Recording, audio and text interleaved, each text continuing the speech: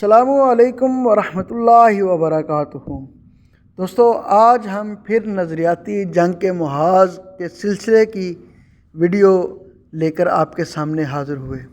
سابقہ ویڈیوز میں ہم نے آپ کے ساتھ اورینٹلزم کیا ہے، اورینٹلزم کی تاریخ، مشہور اورینٹلزم کے بارے میں گفتگو کی۔ اس کے بعد ہم نے نظریاتی جنگ کے محاذ کے دوسرے نقطے امپیریلزم، استعمار یا سامراجیت کے تاریخ اور اس کے حوالے سے آپ سے گفتگو کی۔ سابقہ ویڈیو میں دوستو ہم نے آپ کے ساتھ واسکو ڈی گاما اور کولمبس کا سمندری سفر کے حوالے سے آپ کی خدمت میں معلومات رکھی۔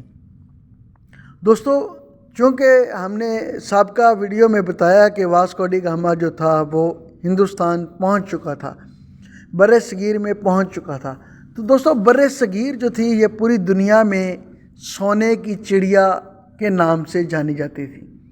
ابھی پھر یہ پرتگالیوں سے برطانوی جو امپیریلسٹ تھے، سامراجی تھے، ان کے نرغے میں کیسے گئی، اس کے بارے میں ہم دوستو اب آپ کے سامنے کچھ نہ کچھ معلومات جو ہے وہ رکھیں گے۔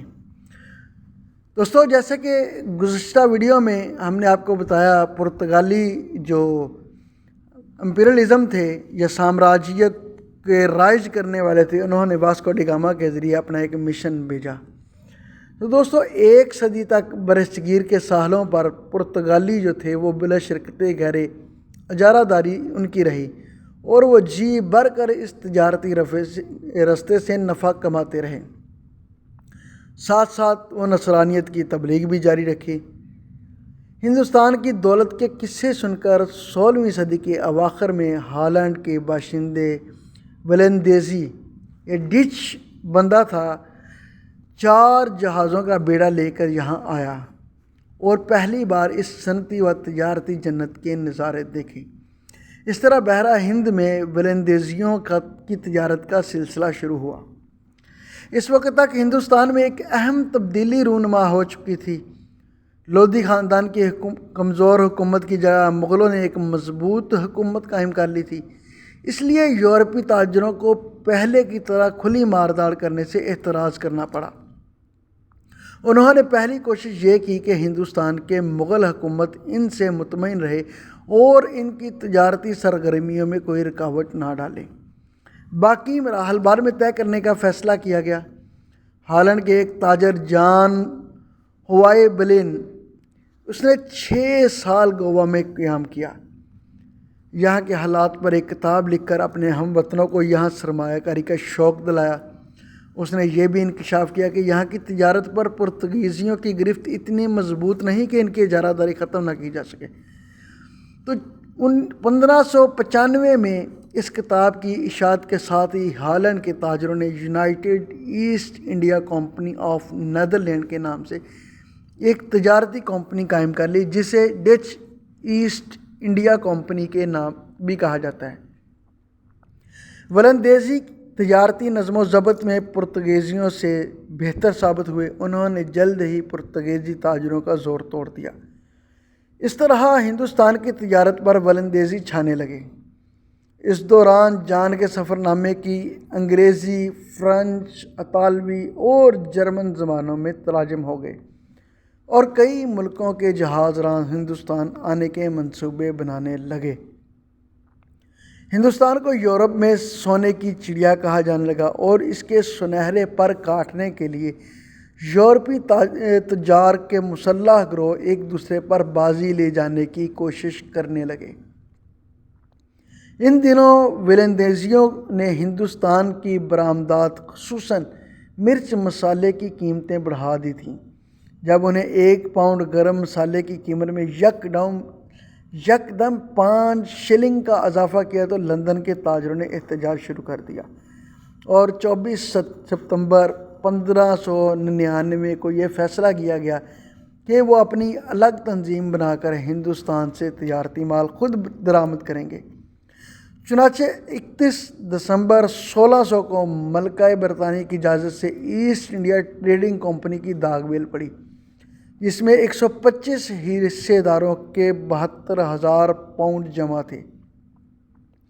ملکہ کی جانب سے کمپنی کو 15 سال تک بلا شرکت غیر ہندوستان سے درآمد و برآمد کے حقوق دے دیے گئے۔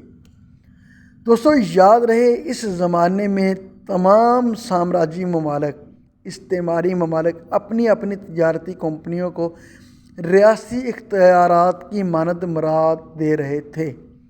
انہیں لوٹ مار، قتل عام، جنگوں، معاہدوں، علاقوں پر قبضے اور قلعوں کی تعمیر تک کا مجاز بنایا جا رہا تھا تاکہ وہ زیادہ سے زیادہ دولت اور وسائل لوٹ سکیں۔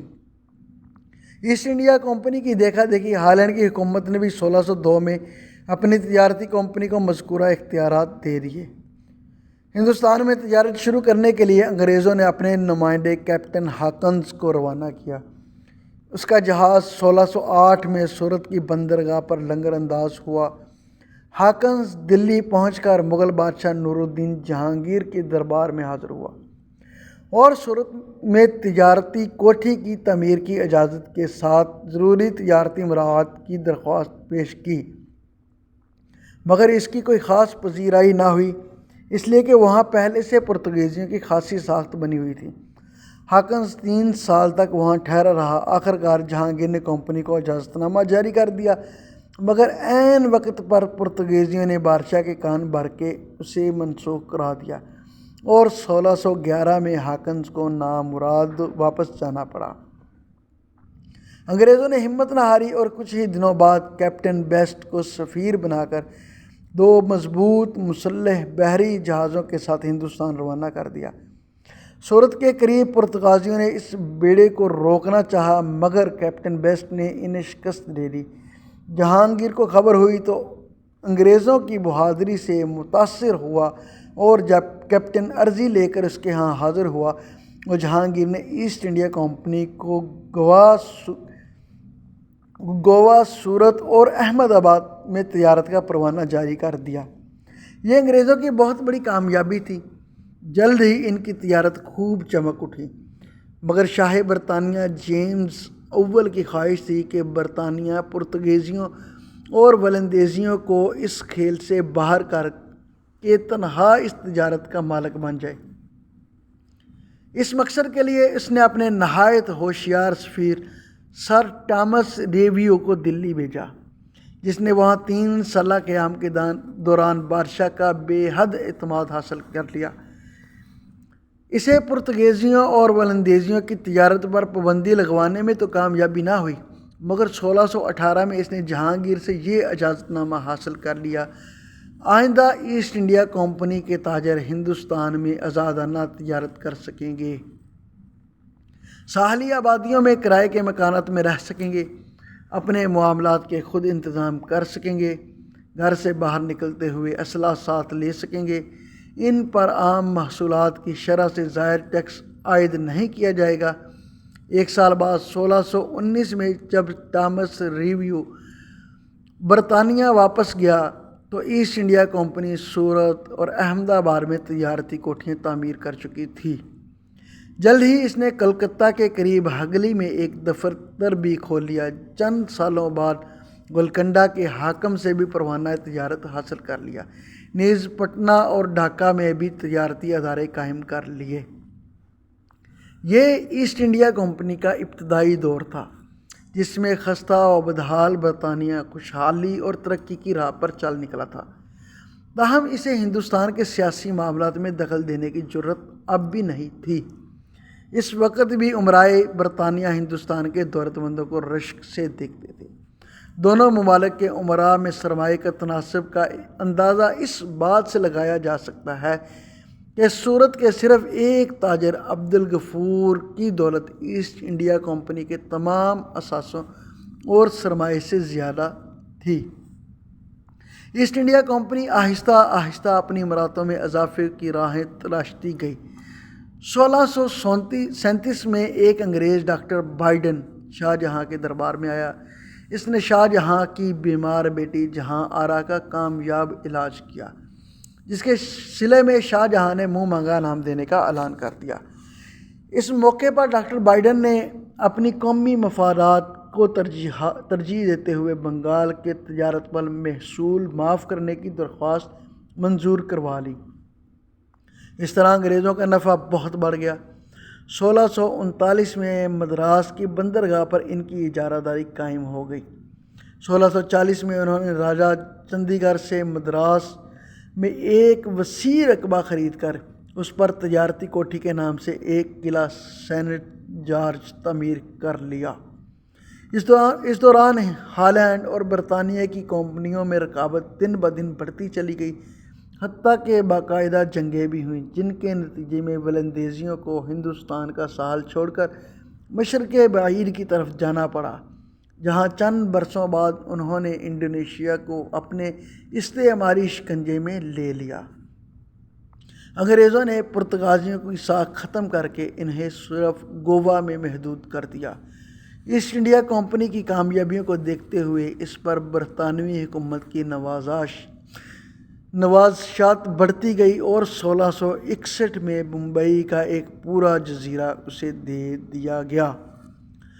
انگریزوں کی تجارتی فتوحات جب لوٹ مار کی حدوں کو چھونے لگی، فرانس کو اکسانے کا سبب بنی اور 1664 میں فرانسیسی تاجروں نے فرینچ ایسٹ انڈیا کمپنی کے نام سے ایک تجارتی فرم بنا کر ہندوستان کے ساحلوں پر اپنی سرگرمیوں کا آغاز کر دیا۔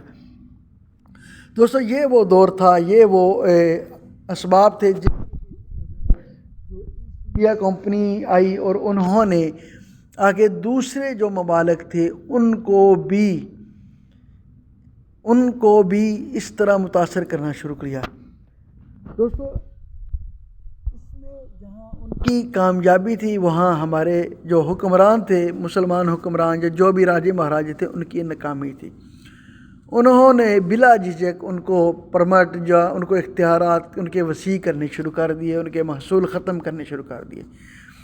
اگلی ویڈیو میں انشاءاللہ آپ کو اورنگزیب عالمگیر اور ایسٹ انڈیا کمپنی کا زمانہ، اس کے بارے میں ہم معلومات فراہم کریں گے۔